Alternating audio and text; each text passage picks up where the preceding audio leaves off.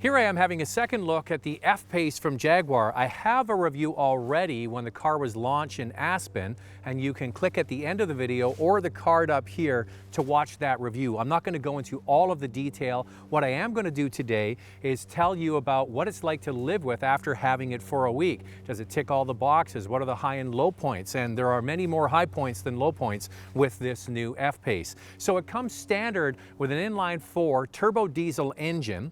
Then you jump up to a supercharged 6-cylinder. There's two variants of that, 340 horsepower. That's called the 35T, and then the S, and that's 380 horsepower. The one I have here is the 340 horsepower version, the 35T, and it has the R-Design Sport package on it. Gets you the 20-inch wheels, slightly different body kit down the side, and a very nicely equipped vehicle. I'm going to go through the options and the pricing at the end, because like many vehicles, you have to add on packages to get it equipped like this one the way you want it. So the first box is, in my opinion, that it ticks. It looks great. I love the proportions of this vehicle. It kind of fights in two categories between the compact utilities and the midsize. For example, between the X3 and the X5. It's slightly bigger than the Q5, and they put a lot of that space into the cargo area. It has the biggest cargo capacity in this class. However, I wish they had made the back seat just a little bit longer. So styling on the outside gets a mark for sure. Cargo capacity, excellent as well.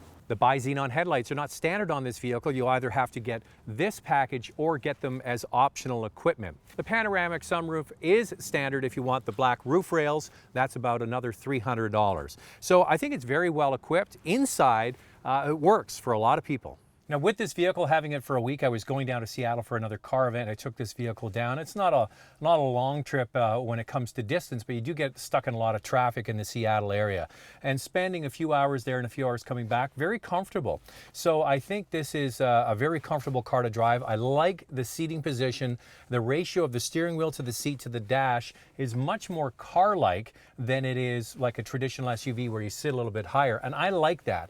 And then you get into the features of the vehicle. So this one has an 8-inch screen. You can get the Pro version where you take away all of the buttons here and replace it with just the screen. Now it does look slick, but I actually think I prefer the buttons more because you push the buttons all the time and that keeps your hands off the screen, so you're not getting lots of fingerprints all over the screen, which is what drives me crazy about a touchscreen system. Also, when you get the Pro version, you also get the fully digital instrument cluster. That is a nice feature. Now, it's too bad you can't combine the two, but regardless, this works very well. It's just a more opulent version of kind of the same thing. You've got the center-mounted rotary dial here. As I mentioned in my first review, it does steal a lot of space for storing things. Sure, there's big cup holders here, and they work well. I really did like the big door pockets. I could get 2 full-size bottles of water in there, no problem. Everything is close at hand. The other complaint I had about this vehicle is the volume knob, if you're going to use that, is on the passenger side. And there's hard plastic on the bottom of the doors and down here. And that's something that scratches, front of the glove box as well, that scratches over time and starts to show its wear. Other premium vehicles at this price do not have that. If you look at BMW, Mercedes, Audi, what have you, they all have a coating on them that gives them a slightly softer feel, and they clean very easily and don't scratch. So that's one area where they really could pick things up. Driving this, though, is all good. And I think I was walking around talking about the R-Design. I just did a Volvo recently. Their R-Design. This is R-Sport. I got my R's confused. Please forgive me. But here we are with the 340 horsepower version of this vehicle. And I have driven the S with 380 horsepower. But after having this for a week, this one is plenty quick. It goes 0 to 100 kilometers an hour in 5.8 seconds. The S with 40 more horsepower is only 5.5 seconds. So there's really not much in it, and that one is more expensive. So the smart money, if you want the supercharged 6-cylinder, is on the 340 horsepower. The other thing it has is different settings. So you can change the suspension, the shift points, and the engine management system by buttons here in the center. And I drove it mostly in the performance mode because I like the firmer settings. Jaguar has invested a lot of money in the suspension and steering of this vehicle, and it shows. When it's on its softer setting, It really is quite compliant, and when you put it in the performance mode, it really is quite stiff. So you do have the best of both worlds. Sometimes with these systems, the difference between the soft and the firm is negligible. With this one, it really is quite noticeable. Then you have the sport mode for the transmission. I gotta tell you, having this vehicle for a week, I love the power, but here's the thing, the fuel economy in the city suffers. This vehicle, I got 16 liters per 100 kilometers in the city, but when I drove it on the highway, it went way down to 10 liters per 100 kilometers. So on a long commute every day on the highway, you could get good economy. If you drive it mostly in the city, yeah, you'll notice it in your pocketbook. So do I have any complaints about the way this vehicle drives? Not really. It's an aluminum vehicle. It has a very light feel when you drive it, and it's very rewarding. It's kind of like that Goldilocks of just the right amount of comfort and sport. The Macan S might handle a little bit better, but I didn't find that vehicle that overwhelming to drive in the city. This vehicle actually feels much snappier, even though the Macan S on paper says it can do a run to 100 kilometers an hour quicker. It doesn't feel that exciting. This vehicle can feel exciting when you want it to. My wife also had a chance to drive it, and here's what she thought.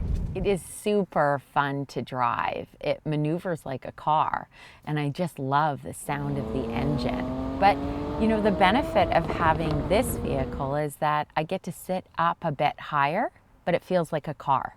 The kids like the back seat. They found it a little bit squishy, but for comfort, it was very soft and had a plush feeling to them. I think it's comparable to the Cayenne, but the Cayenne's a bit bigger. So I would put it in line with Macan, which is one of my favorites.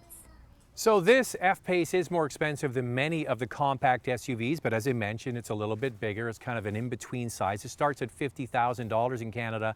That's with the inline 4-cylinder engine. Then you get into the supercharged 6-cylinders. This one starts at basically $55,000. And if you get the R Sport, the one you see here, it's basically $65,000. So that's a big jump.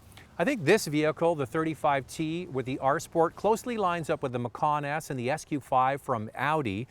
340 horsepower in the Macan S, and I kitted out the Macan S similarly to this one, and they both come out around the same price. So this vehicle, the way it sits here, is around $71,000. A Macan S with similar equipment, not exact, is around $72,000. Now, if you want the S version of this with 380 horsepower, that starts at roughly $68,000, plus you have to add on packages to that as well. So it's not an inexpensive vehicle. It fights with more premium models for sure, but I think it does tick a lot of boxes. I had a wonderful experience with this as a second try. Often when you go on these launches, you get a lot of seat time, but living with it every day, the only complaints we have as a family, the back seat could be a little bit bigger. They could steal a little bit cargo space away and add more room. And I still think if you're fighting in that $60,000 and $70,000 price bracket, the interior could be a little bit more refined, especially the plastics on the bottom of the doors.